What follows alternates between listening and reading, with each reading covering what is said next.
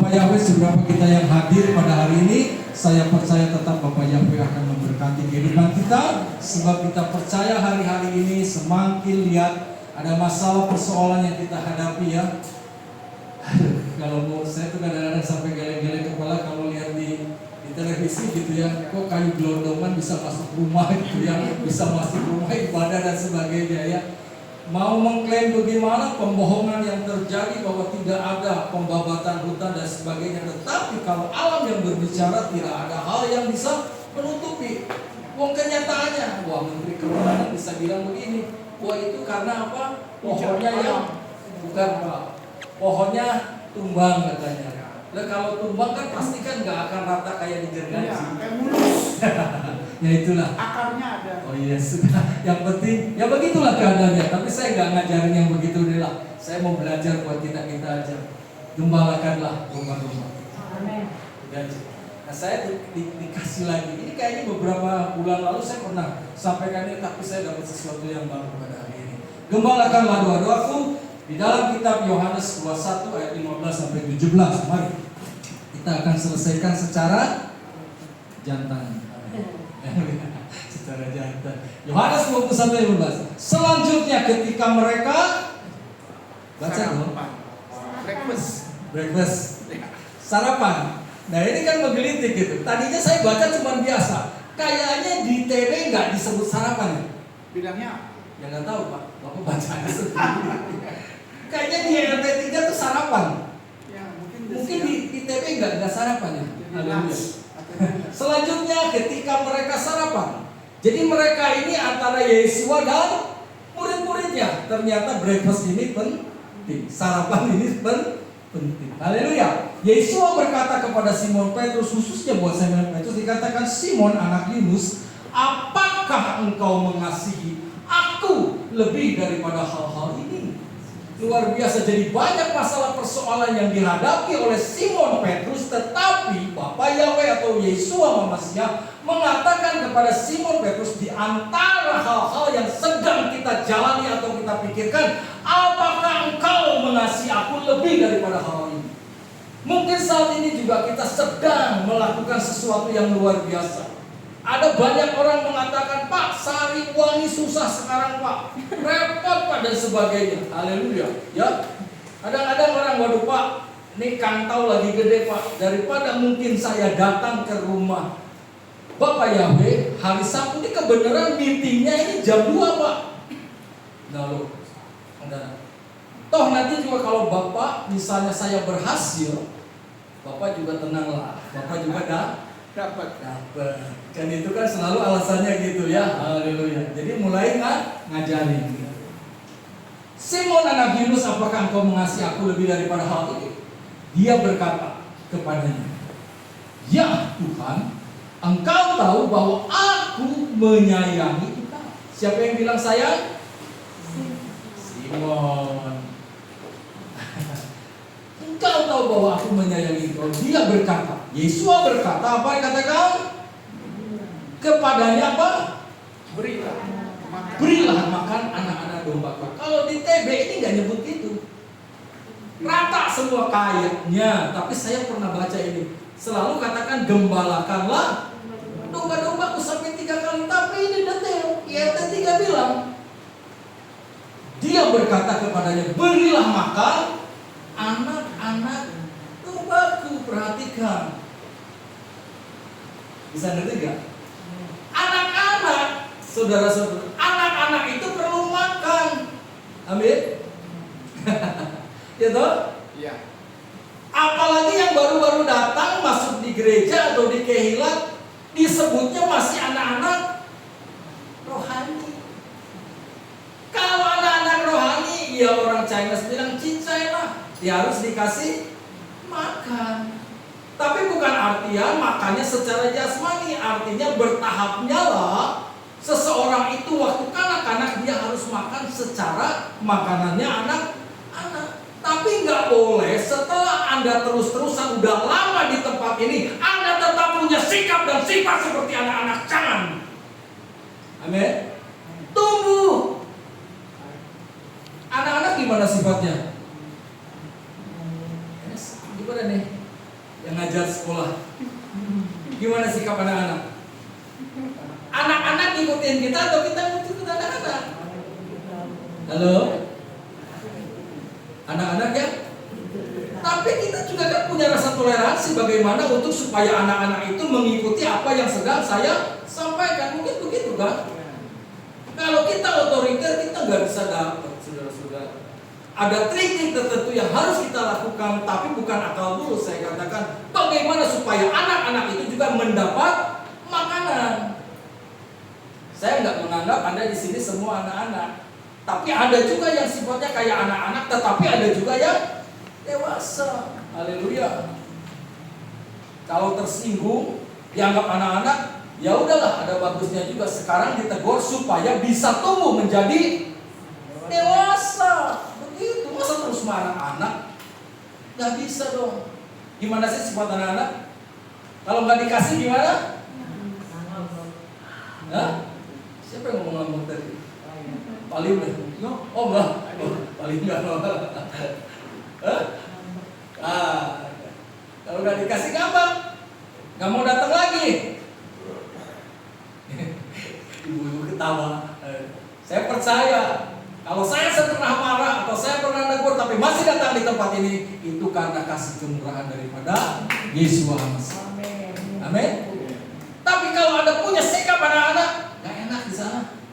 Kahiji tempatnya panas, kedua nanaonan. Nah ini yang repot Pak. Jangan cari sesuatu ini hanya secara jasmani. Cari dulu secara rohani, Anda akan diberkati secara jasmani. Kalau dibalik itu Anda nggak akan dapat apa-apa. Yuk mulai dewasa kita dalam setiap kehidupan kita. Memang secara manusia kita masih butuh. Siapa sih yang nggak butuh hari-hari ini? Semua juga butuh. Amin. Tapi kalau kita fokusnya cuma secara makanan, fokusnya secara jasmani, sekali waktu Anda akan merasakan sesuatu yang tidak sesuai dengan harapan Anda akan keluar dari tempat ini. Saya mau bina Anda supaya Anda menjadi dewasa di dalam segala perkara. Karena itu adalah wujud Anda mengasihi Yesus Masih. Kalau Anda mengasihi Yesus Masih, mau nggak mau engkau harus mengasihi lebih dari segala-galanya. Waduh, ini keras. Saya harus sampaikan keras dan saya akan mulaikan ini karena hari-hari ini udah gak lama lagi saya katakan. Gak usah main-main lagi lah sekarang ini.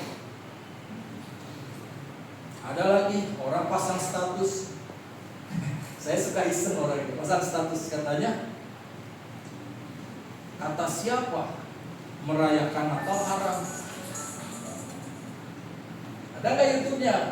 Lihat aja sendiri.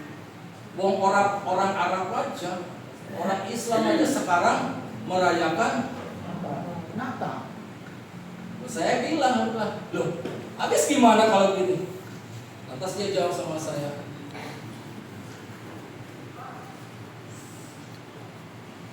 Pak, kita harus punya berpikir secara realitas. Dia bilang begitu sama saya. Sekarang ini kekristenan itu banyaknya yang banyak ini apa yang mengandungnya panam apa Pak? Kita ngikutin yang banyak. Kalau yang banyak itu pasti benar. Nah kan repot kalau udah gitu. Perhatikan baik-baik ucapan saya. Nanti akhirnya Bapak akan kecewa Pak. Jadi menganggapnya saya ini salah.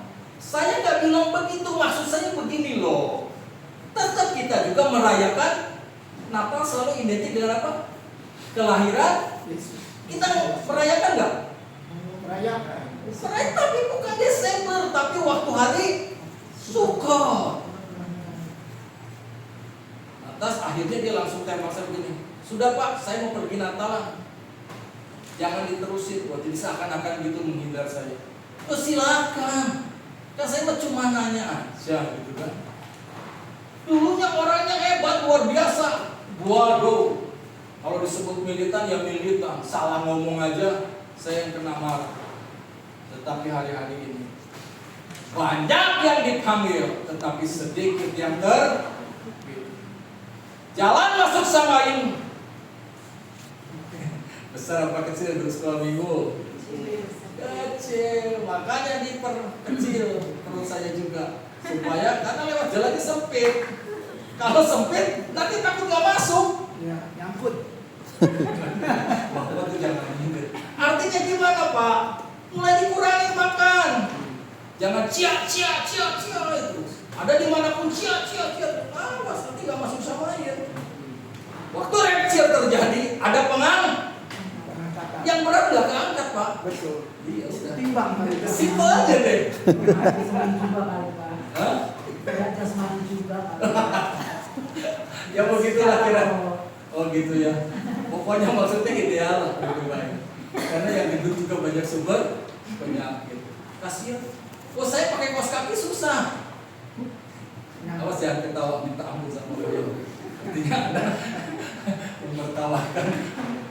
Susah loh, bener. Pak lari yuk katanya di Paskal 23. Loh saya aja setengah lingkaran belum ada udah 2 lingkaran saya. Berbahagialah orang yang haus dan lapar. Artinya, udah deh itu bercanda aja. Tapi sekarang berilah makan anak-anak. Ada sesuatu prioritas buat anak-anak itu harus dikasih makan. Karena anak-anak punya sikap yang belum dewasa. 3 tahapan. Ini dalam hal ini coba perhatikan. Kedua, dia berkata lagi kedua kalinya. Yesua tanya lagi sama Simon Petrus. Simon anak Yunus, apakah engkau mengasihi aku? Ia berkata kepadanya, ya Tuhan, engkau tahu bahwa aku menyayangi engkau. Ia berkata kepadanya, gembalakanlah. Yang kedua bukan kasih makan buat anak-anak. Yang kedua apa? Jadi saya harus menggembalakan. Sudah tak kasih makan, tetap harus digembal. Mau digembalakan, amin. Kalau cuma mau cari makan, bukan di sini tempatnya, di sini tempat digembalakan supaya Anda menjadi domba-domba yang baik. Bukan saya gurunya, tetapi Yesus HaMashiach yang menjadi. Amin. Ini adalah amanah agung yang Bapak Yahweh kasih. Nanti saya akan terangkan bagaimana seseorang yang mempunyai sikap sebagai seorang gembala. Enakan jadi penginjil, apa yang akan jadi gembala? Pak Abraham, enakan penginjil, apa yang jadi gembala Pak? Sama enaknya lah. Sama enaknya Pak. Ini jawaban yang luar biasa. Tapi sekarang banyak orang lebih cenderung enak jadi penginjil. Lebih terkenal penginjil daripada sebagai seorang gembala. Kemana-mana luar biasa. Nah repotnya namanya juga penginjil. Dia ujung tombak di dalam pelayanan. Yes. Dia harus menyampaikan sesuatu yang mungkin, sesuatu yang luar biasa, yang wah gitu. Supaya apa? Supaya nama Yahweh atau Yesua itu dikenal. Dan dia selalu diberikan sesuatu luar biasa. Bagaimana dia punya cara untuk bisa melakukan mujizat. Nah itu penginjil. Memang diberikan sedemikian rupa. Tapi kalau sebagai seorang gembala, apa coba? Namanya harus mengasuh domba-domba. Lah kalau penginjil datang ke sebuah kehilat atau gereja karena dia punya sikap seperti penginjil, cuma ngomong aja seenaknya. Sekali waktu saya pernah, waktu belum mengenal nama Bapak Yahweh, haleluya. Saya menjadi wakil gembala di sebuah gereja, bisa disebutin namanya. Ya, tapi Pak Robi sih tahu. Saya wakil gembalanya siapa dulu. Datanglah seorang penginjil. Dia langsung main hantam gini. Kebanyakan, maaf kata 80% jemaatnya orang Batak semua. Dia bilang begini, Bapak-bapak, ibu-ibu, yang sekarang Anda punya profesi sebagai rentenir tidak akan masuk surga. Waduh. Itu setelah selesai ibadah saya didatangi sama siapa Pak yang undang itu penginjil Pak? Saya nggak tahu Pak. Sekali lagi kok Pak itu. Saya nggak mau pergi gereja lagi sini. Bapak mau dapat perpuluhan dari mana Pak? Ya memang profesi ini saya begitu. Apa Bapak mau kasih makan saya? Ya nggak juga Pak. Serba susah. Sekali waktu lagi ada penginjil datang lagi. Menginjil, melayani, pakai bendera. Benderanya 7 lagi. Warnanya warna lain lagi. Saya bilang, waduh Pak, banyak amat benderanya. Gak usah pakai bendera Pak. Kalau mau pakai bendera juga merah putih aja Pak di gereja kita Pak. Ini masa kampanye Pak. Mau yang kuning, yang merah, yang hijau, apa yang biru? Loh Bapak ini juru kampanye apa mau khotbah? Memang dia dasarnya bagus, nyampaikan bahwa tidak ada pemerintahan yang bukan datang daripada Bapak Yahweh. Itu hebat Peter. Tapi dibikin, diramu sedemikian rupa supaya orang senang. Akhirnya dia bilang, terakhir gini, Pak Gembala mau nanya, jadi pilih yang mana Pak? Nah loh, saya berkurangnya saya, silakan. Cuman besok kan pemilihan RW di tempat saya, waduh, luar biasa. Saya sudah dimasukkan di grupnya pemenangan Bapak Taufik Rahman. Makin Bapak Yahweh masih pasti petunjuk sama saya begini. Ternyata dia pasang di status di grup WA, Pak Taufiknya di sini, sebelahnya Anies Baswedan. Makin keren juga saya bilang. Wah, jadi lebih tepat pilihan saya mana yang harus dipilih. Mulai, tapi ada juga yang berani. Pak, yang saya tahu kan Bapak tuh kandidat yang anti sama orang Cina, sama orang Islam Pak. Gimana pendapat Bapak? Siapa bilang itu isu itu menjelekkan saya? Ya udah nanti kita lihat aja. Harus disampaikan. Makanya saya minta Pak Jenny untuk ada di tengah-tengah saya untuk meyakinkan orang-orang keturunan dan orang-orang non-Muslim. Loh, wanipiro. Balik lagi gitu dah. Enggak lah Pak, saya tidak mau politis secara praktis. Ini cuma pemilihan RW.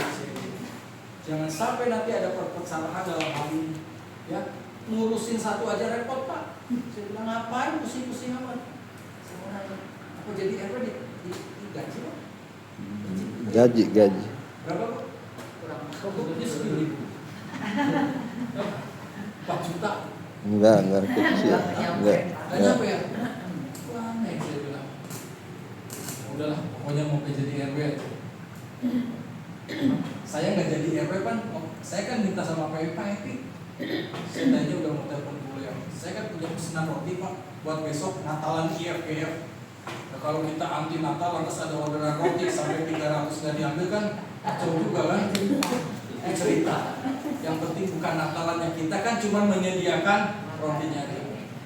Jadi pesanlah 230 waktu kita bikin Bu tadi malam Bu, mixernya mati. Saya bilang nih, istri saya gimana Ki besok? Udahlah, kita berdoa sama Bapak ya. Gimana caranya? Tenang, masih ada yang boleh. Bukan ada di, karena waktu itu boleh pernah ngomong begini, Pak Jim, kalau nggak ada, Bapak ada order dulu kan saya punya mixernya kan yang cuma sekilo terigu Pak. Waduh itu kacau Pak. Kalau 230 itu kan 6 kilo, kapan mau selesainya? Bilang, Ibu Lea pernah bilang begini, kalau Bapak perlu mau pinjam dulu, pakai aja yang saya. Tapi nggak bisa pakai motor Pak. Karena memang yang tadi berat. Pak berat nggak Pak? Ya. Berat Pak. Ada 50 kilo. Bapak Yahweh kasih hikmat sama saya. Udah lama nih si Pak Epi gak ibadah. Tahu ya aja. Pak Epi apa kabar? Udah lama gak ibadah. Oh, sekarang katanya karena apa? Belum menyelesaikan lagi rumahnya ya Pak ya.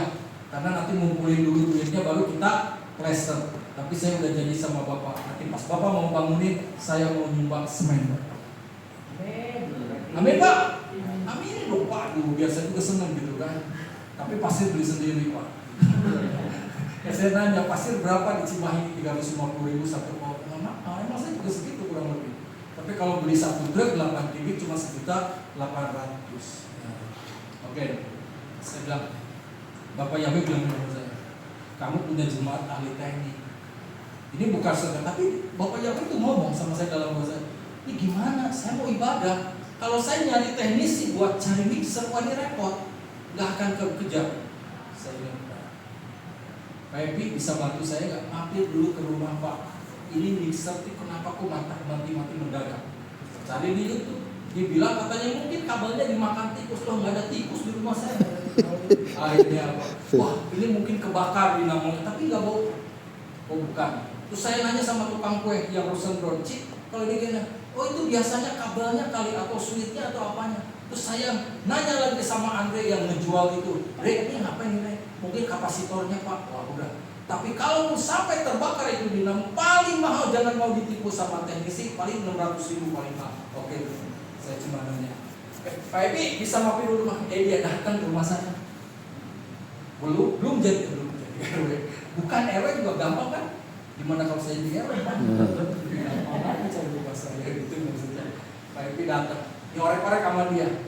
Ternyata cuman ceklekan off-on-nya kebakar. Berapa Pak harganya? 5.000. Tapi saya nggak akan bayar Pak Ebi 5.000. Berkat Bapak yang banyak kasih Pak. Ya, haleluya. Puji Bapak. Bukannya saya sombong enggak, tapi saya harus menghargai. Daripada saya kasih ke orang lain saya dibohongin, lebih baik sama sesama yang ada di tempat ini. Jadi Bapak nanti dari tempat ini nggak langsung pulang ya Pak ya? Oke. Karena saya juga tahu istri saya mungkin, karena haleluya nih puji Bapak ya, penggemar istri saya banyak banget. Artinya gini, setiap pulang dari sini itu pulang nyampe rumah 7:30 Pak. Kita kebaktian selesai berapa? Aduh itu ada yang ngobrol sampai malam. Ya oke lah ngobrol, tapi nggak tahu saya juga apa yang diobrolin karena saya juga udah ngantuk. Tapi sekarang hari ini mereka nggak datang.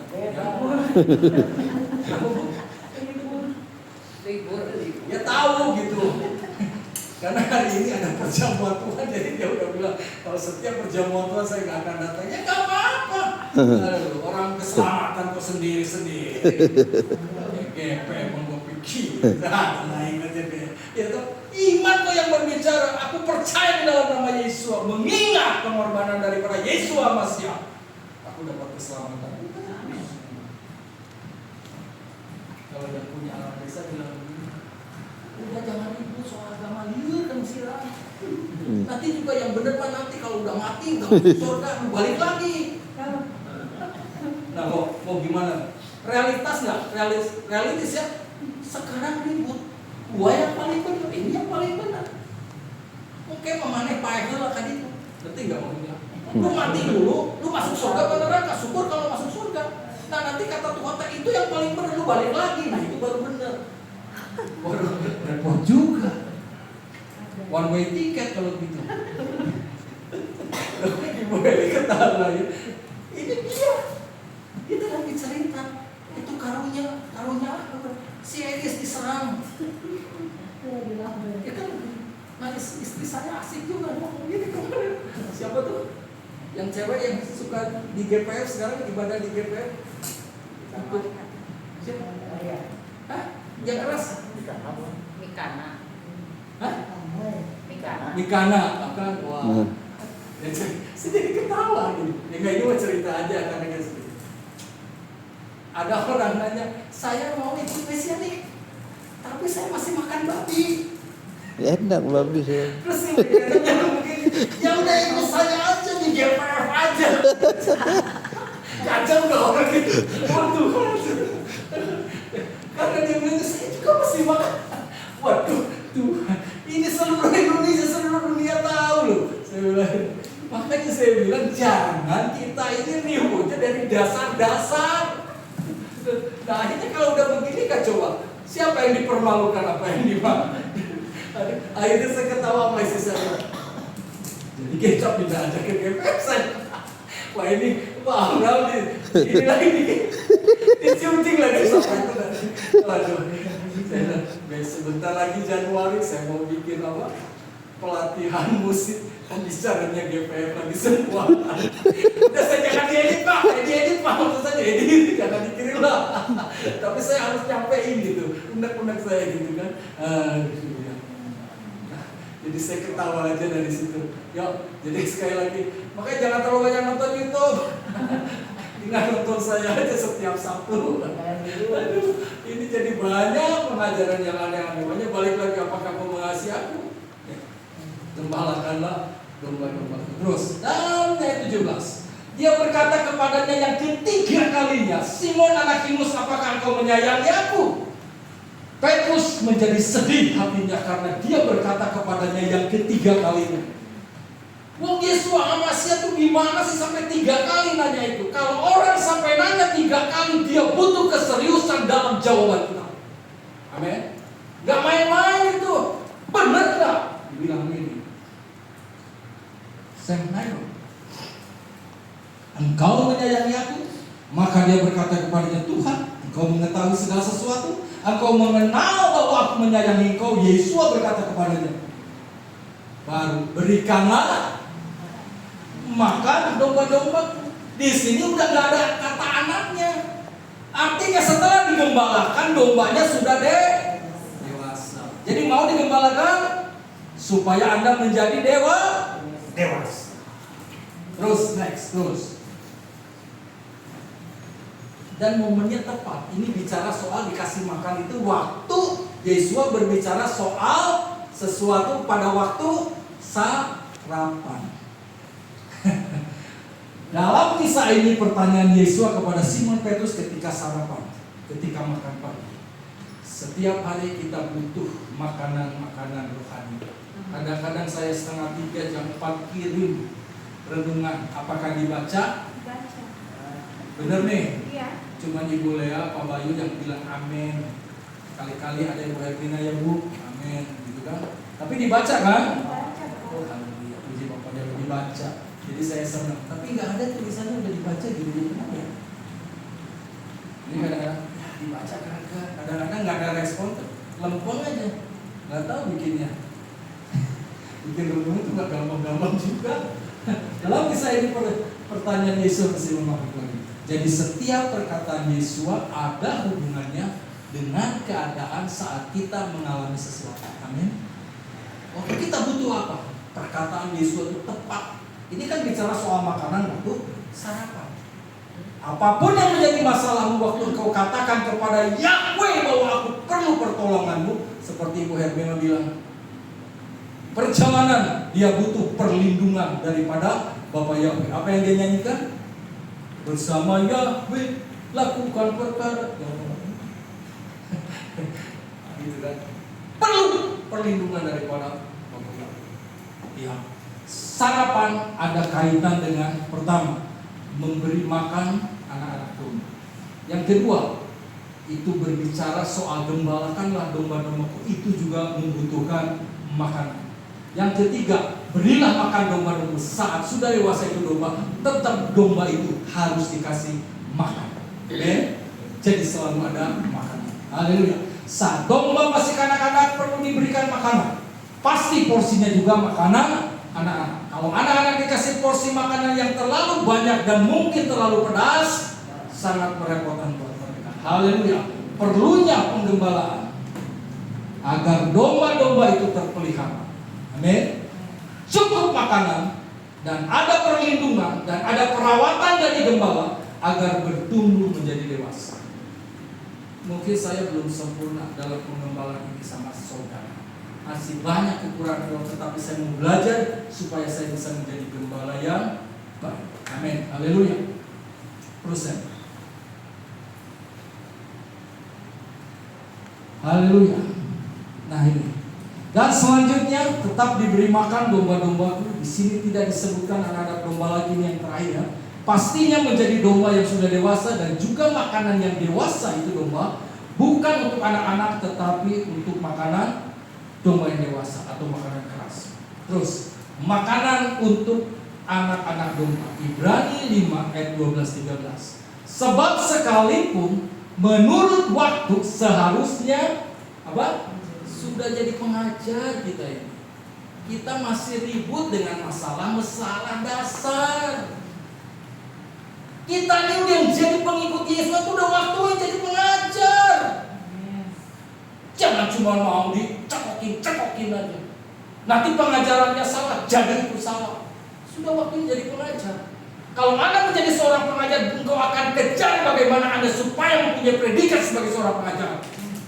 Jangan nunggu orang lain punya sesuatu, cari supaya Anda bisa jadi pengajar. Saya percaya seorang pengajar itu bisa mengajarkan hal-hal yang dasar kepada orang-orang yang belum mengerti. Perlu, haleluya. Sebab sekalipun menurut waktu seharusnya menjadi para pengajar, kamu masih lagi punya kebutuhan apa? Untuk orang mengajari beberapa dari kamu prinsip-prinsip daftar Elohim. Saya katakan prinsip daftar Elohim. Dua hal yang saya katakan. Kasihilah Yahweh Elohimmu dengan segenap hati segala. Dan kasihilah itu semua mencakup Taurat itu. Mencakup segala sesuatunya. Udah deh. Nah kalau yang bumbu-bumbunya yang lain itu tidak akan menjamin kita masuk dalam kerajaan Syamaim. Haleluya. Oke. Kebutuhan yang mengaji berada kamu prinsip dasar firman dan kamu telah menjadi orang yang mempunyai kebutuhan apa? Susu dan bukan makanan keras. Maunya dicekokin susu.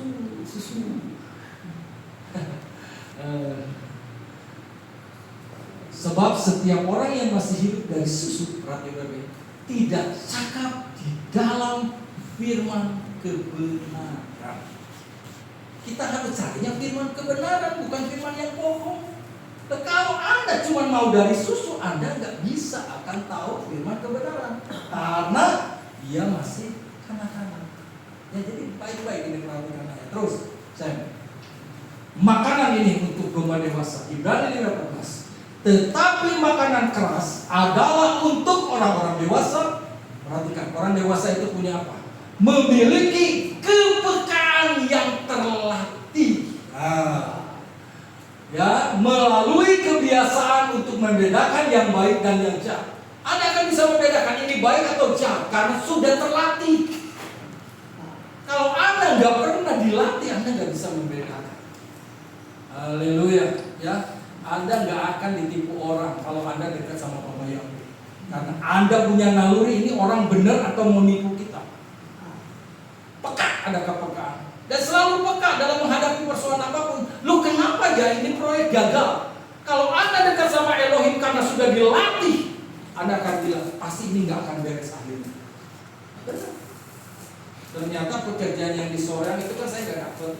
Ternyata baru diomongin, yang mau ngasih kerjaan bilang begini, saya percaya 100% sama Pak Jimmy, tapi saya tidak percaya dengan dua rekan Pak Jimmy, orang sipil dan arsiteknya Pak Jimmy.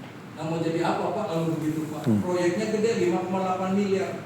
Lantas saya mau ngotot, oh bukan kehendak Bapak Yahweh, biarlah kehendak Bapak Yahweh yang cari. Udah aja gitu. Loh kalau saya juga punya proyek gede-gede juga repot nantinya saudara-saudara. Kenapa? Udah gak konsentrasi lagi di dalam penggembalaan. Mungkin saat ini saya pasti bisa begitu. Jadi saya bilang pasrahkan sama Bapak Yahweh. Asal ada makan minum cukuplah bagiku. Asal ada setiap minggu order roti 500 piece saja cukup. Kasihan aja yang bikin Depora. Tapi dia happy aja sudah. Ya, alhamdulillah.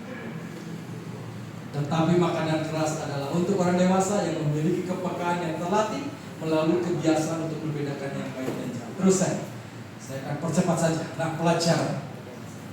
Haleluya. Ini bagus banget. Pelajarannya, kedewasaan rohani ditandai oleh kemampuan membedakan dan ketaatan kepada firman Elohim. Terus, gembala yang diperhatikan. Ini kena saya. Ini baca nih tuh. Daripada ngantuk apa? Enggak. Gembala yang matang tidak mencari pengakuan manusia, tetapi berakar dalam kebenaran. Amin. Saya mau belajar ini. Gak perlu manusia mengakui. Tapi dibilang saya punya akar kebenaran dalam menyampaikan kebenaran itu kepada domba-domba yang ada di bensin. Haleluya. Terus makanan keras rohani berarti hidup dalam ketaatan dan penyakalan diri. Ya mau gak mau harus begitu keadaannya. Terus saya. Nah penggembalaan tadi udah kan soal makan anak domba dan domba di penggembalaan. Demi aku yang hidup, firman Tuhan Yahweh. Sesungguhnya oleh karena domba-dombaku menjadi mangsa dan domba-dombaku menjadi makanan bagi semua binatang buas di padang, karena tidak memiliki seorang gembala. Sebab gembala-gembalaku tidak memperhatikan domba-dombaku, tetapi gembala-gembala itu memberi makan diri mereka sendiri dan tidak memberi makan domba-domba. Apakah sudah terjadi hal ini? Saya katakan jujur, banyak saudara-saudara. Ada banyak gembala-gembala gereja-gereja pada ribut semuanya masalah persoalan ini. Penggembalaannya tidak ada, tetapi mementingkan untuk diri sendiri. Ini perhatikan baik-baik. Mungkin saya bilang saya tidak sempurna Pak Ibu, tapi semua belajar supaya Anda juga bisa mendoakan saya supaya saya bisa menjadi seorang gembala yang baik. Bukan untuk pengakuan supaya Anda tidak, tetapi minimal saya kan udah juga cerita ya, Bapak Yahweh itu, banyak saya dikritik dengan cara dan gaya saya sekarang ini dalam penyampaian kebenaran Bapak Yahweh. Benar. Bapak cerita sedikit, cerita aja sedikit ya. Pak Jimmy itu luar biasa pengembala. Tapi kelemahannya Pak Jimmy katanya, Pak Jimmy itu suka terlalu banyak berbahasa roh. Itu dengan dilihat di YouTube juga. Jadi terlalu ngeroh. Itu yang gak disukai. Udah gak apa-apa. Yang penting Bapak yang suka. Kalau buat saya gitu aja. Gak ada ayat yang melarang gak boleh bahasa roh. Ya makanya. Itu katanya. Selalu kenapa sih kalau awal kalau saya harus masuk untuk pembukaan sebelum Shema Israel, saya harus nyanyi sesuatu untuk mengundang hadirat Yahweh dalam hidup saya dan saudara sekalian. Kalau ketika Anda memiliki sesuatu hal yang bagaimana itu Yahweh menyentuh kehidupan kita, gampang dalam penyelesaian atau menyampaikan dakwah Elohim juga. Tapi kalau Anda bikin puji-pujian aja nggak benar, itu berat buat saya untuk menyampaikan dakwah Elohim.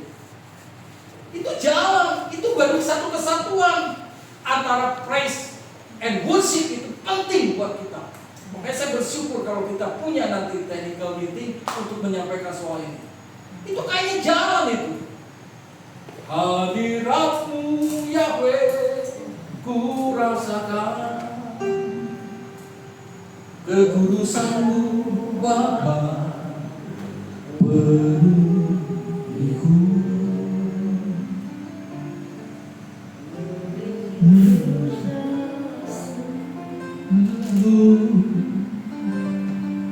Diam dalam baitmu, menikmati kasih.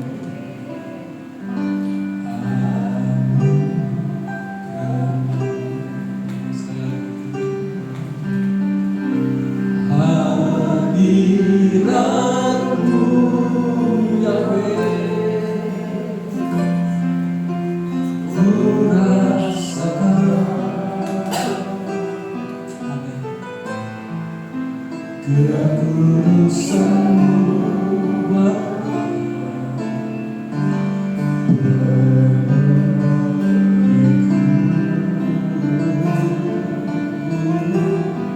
ku rindu selalu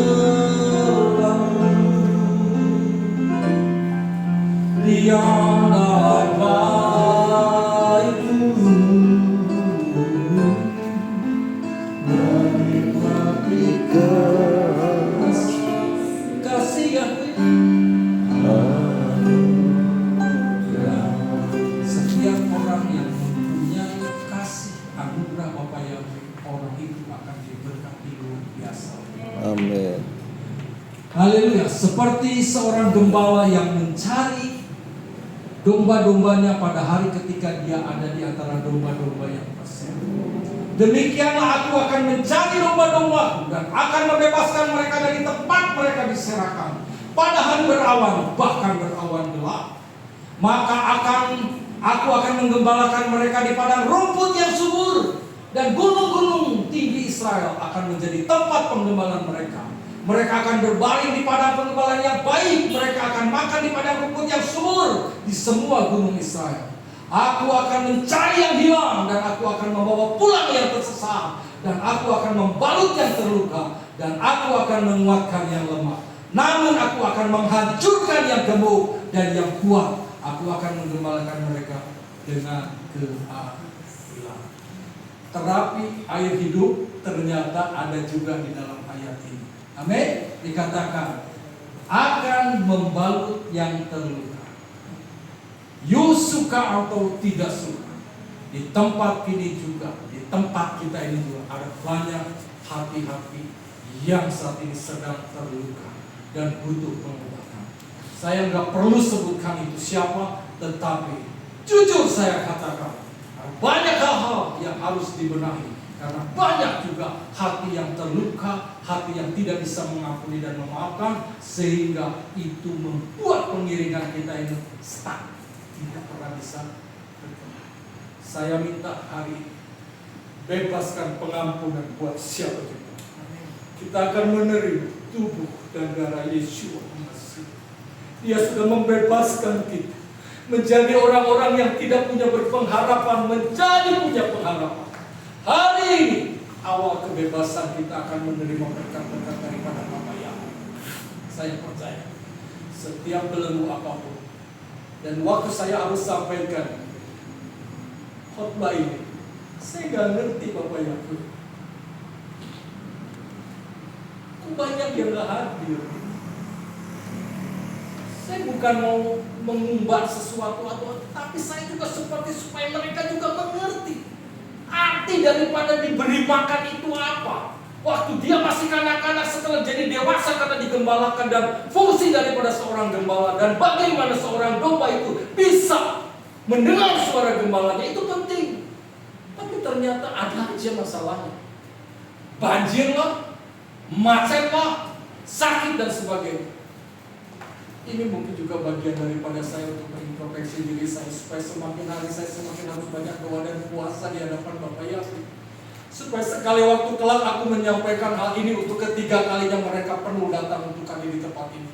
Saya nggak perlu pengakuan manusia, tapi saya mau supaya mereka tahu bagaimana engkau di dalam pengembalaan yang baik dan benar sesuai dengan ketetapan dari Bapa Yahweh. Haleluya. Terus saya makna rohaninya, Elohim menegur para gembala Israel yang hanya menggembalakan diri sendiri, tetapi ia sendiri turun tangan menjadi gembala yang sejati. Sebuah nubuat yang digenapi dalam Yesus. Dia sampai taat mau mati buat saya dan saudara. Ini ketaatan yang tidak bisa dihindari, karena dia mau taat sampai akhir. Gembala sejati tidak mencari keuntungan pribadi, tetapi meneladani kasih dan belas kasihan daripada Yesus.